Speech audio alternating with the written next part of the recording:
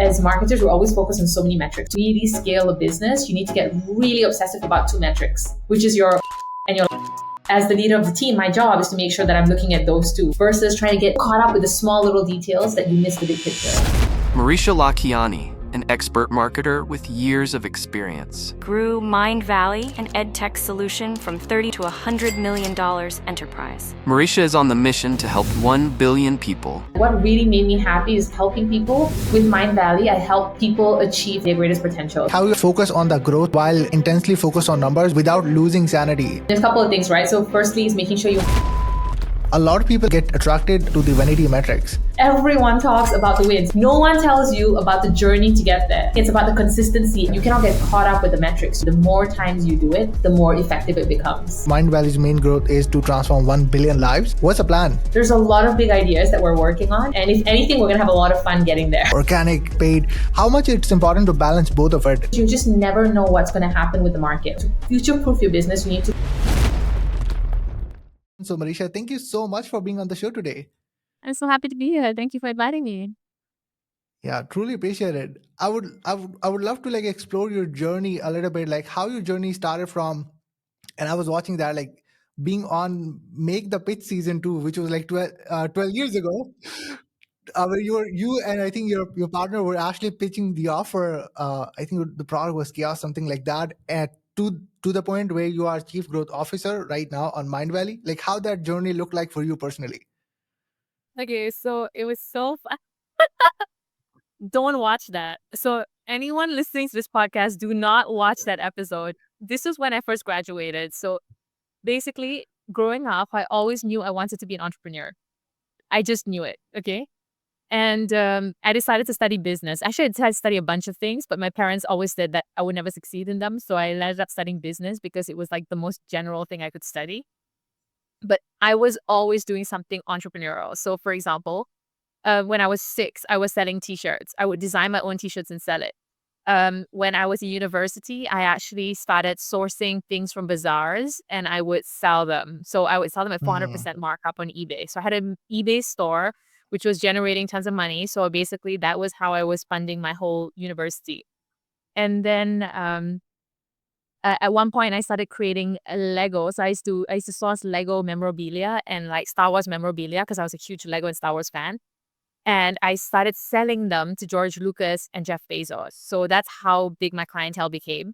And I had this list where if I found something cool, I would email my list and say, hey, I found this. It's whoever's interested in it. They would write to me and bid. And then I would sell it to that person. So I always had an entrepreneurial mindset. And then Mindvalley kind of happened, right? So just before Mindvalley happened, when I first graduated from Australia, I knew I wanted to start something. So I came up with this business plan of online shopping and creating this like store in Malaysia where it listed all these different like the multi-brand store. It had all these different brands. And it had a virtual try-on, so you can actually go and see what you look like with the outfit. And there were so many different things, that I kind of incorporated in it. But it was so funny because back in the day, right, I went from bank to bank. This is like a long time ago. I went from bank to bank and everyone said, no one will shop online. This is a dead end. Like, we're not investing in this idea because no one will shop online. People need to feel the clothes. And I remember thinking like, what's wrong with these people? Like, they're so back in the day, like 100% people are going to shop online and they're not going to want to touch the clothes. They're going to be fine with returns, and photography and video and everything can tell the story. So yeah, that's how Make the Pitch happened. And I was pitching that idea to investors on that show. Oh, wow. I mean, like isn't it so fascinating that on the internet you can like reflect upon like how things started for you, and then you can like reflect upon to see like how things progressed? Yeah, it's crazy. It's crazy. I never ever thought I would be in this position today because, to be honest, right, I live in Malaysia. It's like a small little country. Yeah. Many people don't even know where it is. And to be able to speak on like global stages and to be known for my marketing, it's just like sometimes I can't even believe it myself. Yeah. Wow. Love it. So for you, since you were reflecting upon those things and you were into the entrepreneurship like all the time, even when you were younger, and then getting ahead with it. So like how you actually blend your mission with Mindvalley in of itself, because it's been almost like 6 years, even for you, around that time, like since you were into the Mindvalley. So how you actually went to your mission with Mindvalley, what they had in general? So when I first joined Mindvalley, I actually really wanted to be surrounded by smart people. So if you know anything about Mindvalley, the people that work in there Yeah. are crushing it. I work with someone who's Forbes 30 under 30. I work with someone who got $9 million funding for his startup. I work with someone who developed the Vision Pro app. Like we're the first the education Vision Pro app on the Vision Pro, which is crazy, right? So I work with like really cool people, and that's why I joined.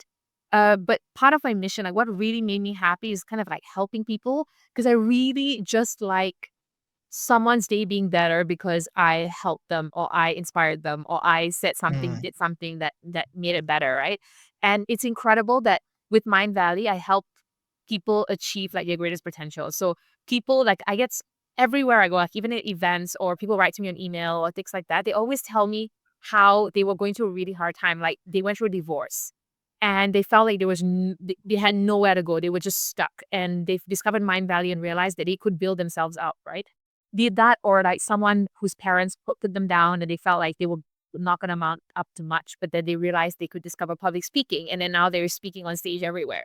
Or someone that was like really overweight and they've had so many health issues that doctor told them that they were not really going to make it.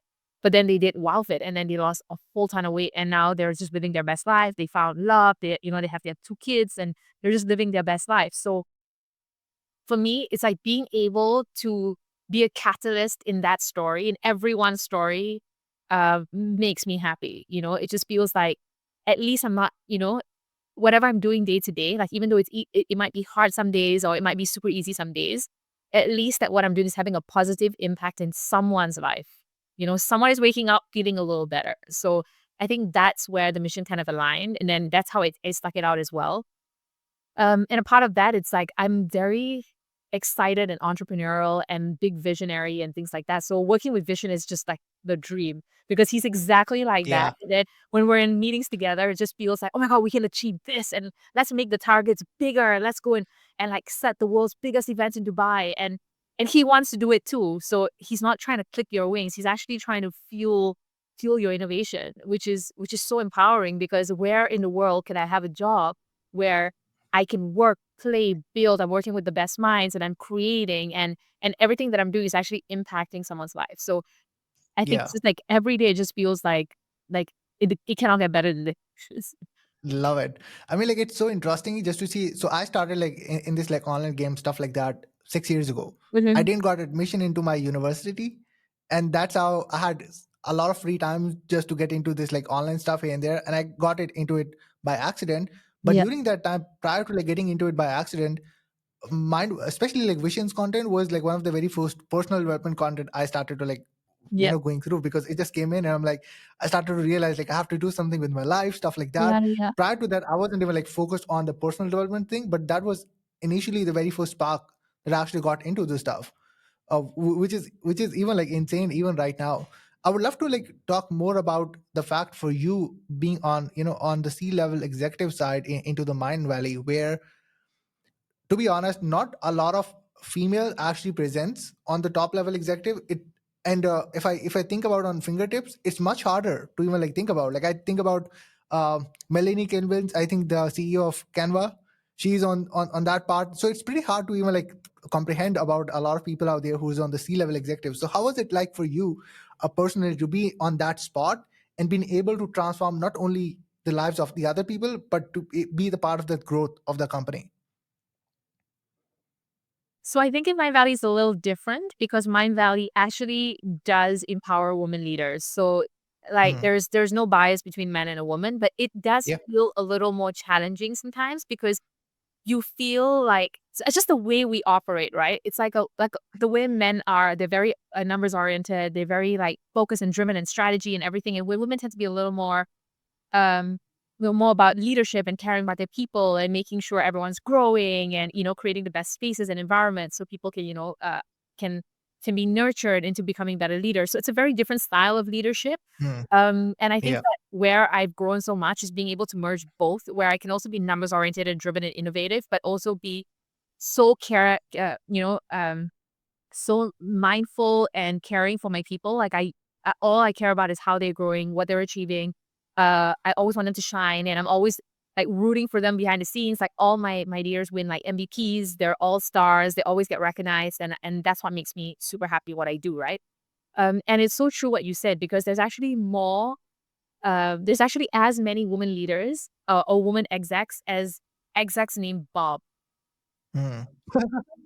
Okay, so that's like how few women execs are there, and I'm always rooting for more Crazy. to be in leadership positions, because women can do both. They can create and they can ideate, and they know numbers and they know strategy. True. They're also so caring, and they come from a place of love and authenticity, and they can do that while building like incredible, powerful teams. So I do think most people need to recognize that and empower women more. And I'm very grateful, because Vision does do that. Like he never judges. He's always empowering women.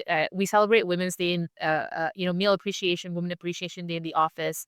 We're always just empowering the brightest minds. So it doesn't matter if you're a man or a woman. We look past that. Yeah, love it. Yeah. That's amazing. So for you personally, like how you actually um focus on the growth side of the company while also be so intensely focused on numbers, which is like again such an amazing thing to do without losing sanity as well. Because Mindvalley is still a massive company with an amazing culture in of itself, and but still like running the company itself or focusing on the growth of the company requires that sanity itself Yes. as well. So for Yeah. you, like how you are able to like do it?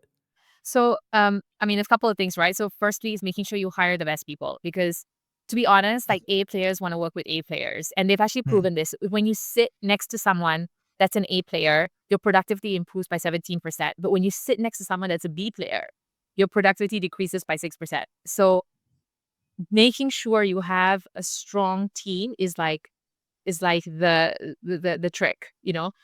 But then also, like I always, I speak about this a lot, where I feel that as marketers, we're always focused on so many metrics. We're always saying, okay, we have all of these metrics to look at. We need to optimize all these metrics all the time. But to be honest, Yeah. to really scale a business, you need to get really obsessive about two metrics, just two, which is your cost of acquiring a customer and your lifetime value of a customer.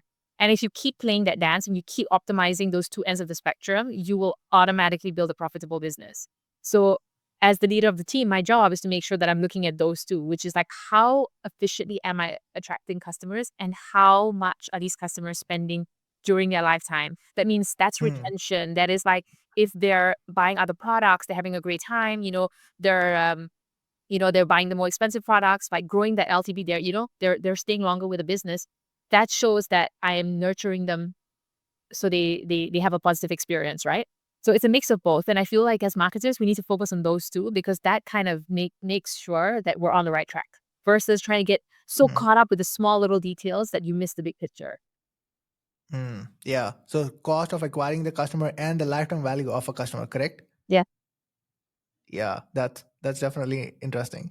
In terms of and I would love to know more about the fact, like what do you think about of a lot of people, or especially a lot of marketers, are like, organic, let's go organic, or on the one side they're like, let's go paid. So Yeah. they're either like focusing on like one way too much, neglecting the other side. If they're doing organic, they neglect the paid, neglect if they're doing paid, neglecting the organic side. How much it's important to balance both of it, of like some portions of organic and doing it organically with the content initially, and then the paid side both. So how's the mixture looks like? So I think it's very important to do both, because you just never know what's going to happen with the market, right? So tomorrow, Google or Meta can release an algorithm change that could kill your ads. Like that can happen overnight. They could even release a privacy policy that could completely change the way you do your targeting. Or same thing can happen on the organic side. Maybe Instagram releases an algorithm, makes it really hard. Like right now, it's harder for your content to reach a colder audience. So what Hmm. Instagram does is it serves your content to a warmer audience before it decides to serve it to a colder audience. So the algorithm Yeah. constantly changes. Even with SEO, like there's one algorithm change on Google, and your articles are not reaching the same people or they're not having the same reach that it used to have. So if you really need to future proof your business, and to future proof your business you need to be able to do both effectively, right? And your ideally, as a rule of thumb, your paid to organic ratio should be 30-70. So 30% of your revenue should come from paid sources, and 70% of revenue should come from organic sources. And if you Wow. don't have that ratio, that means you should strive to have that ratio, so you have a healthy mix. Because if not, if anything happens, your business will not be able to sustain it in the long run. So that's what I teach businesses. It's always like try to have that healthy ratio. So you don't always want to just stay organic, and then that also caps your growth. You also want to be able to pump money into pay because you can get results instantaneously. But it's important to make sure that you're doing that in a healthy balance. Yeah, it's so interesting that you mentioned that point. And even like in the morning when I woke up, I actually saw it that Apple actually said that if somebody is using Boost Post, they have to give 30% to us for just boosting post. And if they're not using Ads Manager in the first place, like they're creating so many problems, makes it harder to just operate one Yes. thing only. Exactly. And there's so many of these changes that keeps happening. If you actually look at the algorithm, it was probably easier to go viral 2 years ago, and now it's getting harder and harder and Yeah, harder. It's always going to get a little harder. Same with paid. So paid, like the cost of advertising has grown like 60% in the last 5 years. So it's going to continue increasing, right? And how yeah, do we true. combat that? We have to just be a bit more. We have to be a bit more creative with what kind of content we put out, how we're attracting a customer, how well we know a customer. But we also have to make sure that the ratios are balanced, so 30% on paid and then 70% are organic. Yeah, that's amazing. Yeah. So speaking of the organic side, a lot of people actually get attracted a lot to the vanity metrics. And in your case, like you've actually mentioned in Jenna Kucher's podcast, which was amazing start, in which you were talking about like they're almost like 0.04% of the people who are actually creating sort of like content, and they're like hardly people who are getting like anywhere around like 5 to 10,000 views, and they're still ahead of the curve. So why you think so? Like people are so much attracted to vanities, and they don't even define like even 10,000 views or 5,000 views as a win for themselves, where they were hardly even like getting those in the first place. So like how you actually handle that situation? So I have this favorite quote. I'm gonna PG to 13 the quote for you, because the quote is the truth about entrepreneurship is that everyone congratulate no it's a the sorry, the quote is like, entrepreneurship is like being pregnant. Everyone Yeah, congratulates you, but no one knows how many times you were screwed. So that's the thing. It's like everyone speaks about the wins. Everyone talks about the wins. If you go to any conference, if you read any magazine, any podcast, any blog, it's always about successes, the case studies, the wins. No one tells you about the journey to get there. No one tells you how many times correct, it failed. And that's exactly it, right? So you see someone that gets 50 million views, or like puts like one podcast out, or one reel out has 9 million views, and you think that's the benchmark. That's not a benchmark. They had to mm, get there. So the first video that they put out didn't have 9 million. The first video probably had 1,000. The next video probably had 4,000. And then they eventually got to 9 million. It's a journey. It's not a fluke. And if someone made a fluke and got 20 million views, they're not going to be able to replicate it. correct. Right? So that's the thing. It's about the consistency. And to be honest, right now, like it's crazy the stuff that I'm hearing, because I love to talk to different people, right? So there's people that are hitting 1 million followers in 6 months, but what they're doing is they're putting 6 reels out a day. And they're not great reels. They're not edited high quality. They're very basic, but Oh wow. they're hitting the quantity game. So it's like a balance again between quantity and quality. Do you want to have less, like Mr. Beast, and do really high quality and nurture your audience? Or do you just want to reach as many people as possible and hit the numbers game? So you can do either or. There's no right and wrong way, but you cannot get caught up with the metrics. You have to know that this is a game. It's about the consistency. The more times you do it, the more effective it becomes. Mm. Hitting the reps, Yeah, right? hitting the reps. Exactly, like hitting the reps. Yeah, that's so interesting. But on the other side, like a lot of people start to compare themselves with content creators like Alex Ramosi. And the only thing and I would love to know your perspective around that. I'm pretty sure like you've probably like heard examples like these, like, hey, we want to be like Alex Ramosi, like we want to, and I always like tell them in my journal first place, like 5 years ago, 6 years ago, he had like 4,000 followers. Nobody like bothered, and he was still posting a lot of content but in a different market. But now like after 6 or 7 years, or probably accumulated 10 years of him posting content, now if he got like that certain like, attraction, you have to think about like how much content he already posted, and then finally he decided to broad out, right? Yes. And with So his last launch, he literally did 2,000 pieces of content. Like, not everyone can do 2,000 pieces of content for a launch. So, like, we don't strive to be Alice and Mosey. We have to say, okay, there's a lot to learn here. How can I start putting more out? So, I think it's really about action. Most people don't even want to take action because they're like, oh my God, if that's the benchmark, 2,000 pieces, then I don't even want to do this. But he started somewhere. He probably started doing one every week. He probably then started Yeah. accelerating to 5 a week, 6 a week, and it just started progressing, right? So it's about doing that. It's a learning curve. You also have to wall up the algorithm, so the algorithm knows that okay, this person's posting content, they're regularly posting content, and they're consistently hitting these benchmarks, so that the algorithm rewards you and shows your content to more and more cold people. So I think it's just that. It's like with anything you do, like even mastering. So like why I'm so obsessed with Japanese culture because like the Japanese know how to Mm. master something. They'll do something a million times and they'll just master that one thing. But they'll be so consistent at getting it right, right? So and that's exactly what we need to do if we really want to dive into something. If we feel we're so passionate about doing something, maybe it's becoming like the next Alex or Rosie. We need to be consistent with it. Yeah. And on the other side, since you've already mentioned, which was also an interesting point, talking about like either one, you can focus on like making quality content like Mr. Beast, where he's like posting like once a month. And in a lot of different cases, people are like, we want to have like this perfect lighting mic camera setup. Only then we're gonna start creating content. We cannot do it on raw. So like what's your thoughts on a lot of these people who are like still thinking and still maybe like watching even this interview and be like, I'm gonna start one day, one thing's gonna be perfect. It's never going to be perfect. And by the way, you have to get it to be perfect. So it takes time. So when I first started creating content, I used my iPhone, and I still use my iPhone to be honest. I have a camera right behind here, but I still don't use it because I still prefer creating on my iPhone. I still prefer creating content on the go and whenever I have ideas. And to be honest, I've tested this a million times. Raw content, less edited, works amazing because Yeah. people don't like being sold to. When you polish it up, it feels like an ad, and when it's raw, it feels more authentic. It feels like just natural native content. So it works way better. So if you're delaying creating content because you're waiting for the perfect equipment, that's probably the worst idea. Because what I did is I just started creating content, and then I was like, okay, let me get a camera. Then I got a camera. Then I was like, let me get a mic. Then I was like, I got a mic. And then I was like, no, I want a lapel mic. That's better. So I got a lapel mic. But it was just like a little bit at a time. And then I started testing with that new addition how would my content perform. Did it actually add any value to the content or not at all? And to be honest, not at all. Yeah, exactly. Love that. Love that. So in terms of like the growth of like Mindvalley, as I think most people, if they don't know, like Mindvalley's main growth is to transform 1 billion lives. Uh, what's the plan? Like how's things going out on that? Like how's the plan looks like?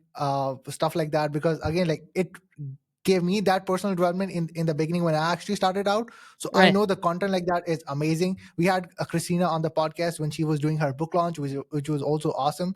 So like what's next for Mind Valley in of itself? What's next for you, how you're planning stuff? Would love to know more about that. So right now we're 20 million students. We're far away from 1 billion, but that's the thing. It's like We're still getting people there. people want to align to the big goal. So it's Yeah. exciting to know that we have a long way to go and we have to figure out how to get there, right? So we're doing so many cool things. Like we're just on the Vision Pro app. We're the first personal development app on the Vision Pro app, which is huge for us. We've got tons of PR for that. Wow. We're launching B2B. So we're launching a really cool app for B2B so that you can put your teams on Mindvalley and you can kind of challenge your teams to do certain programs together. So let's say you all do the leadership course or you all want to get a six pack together. So we're actually building that. We're completely revamping the Mind Valley app. So it's going to be insane. We're creating accountability groups for like private challengers. So basically you and me and a bunch of people can start a challenge of how to create content.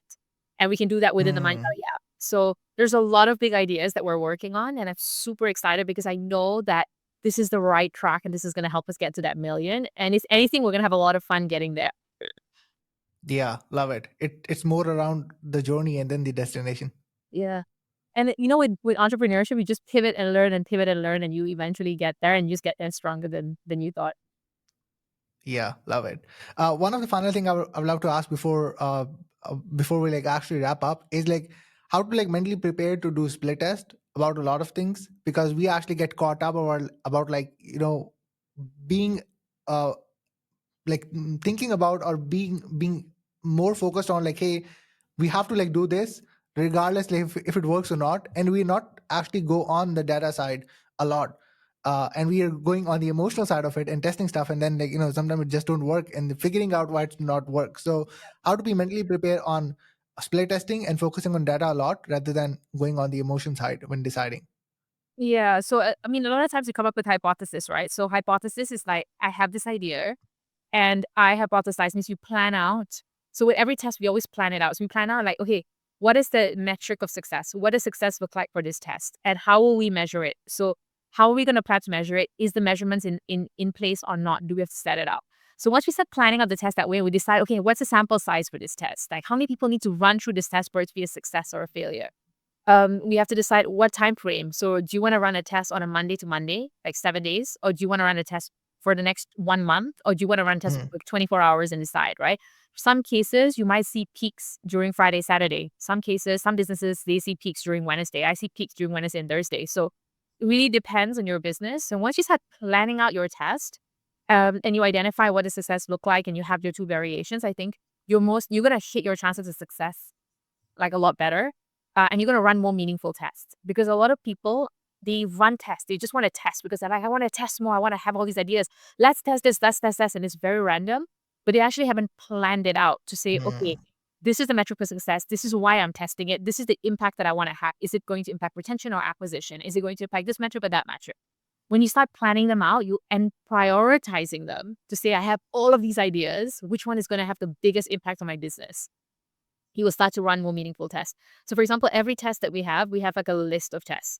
And everyone's idea is listened to, it's heard, it's documented. But we rank them. So we rank them based on ease of execution. So how easy is it to execute the test? How fast can we roll it out?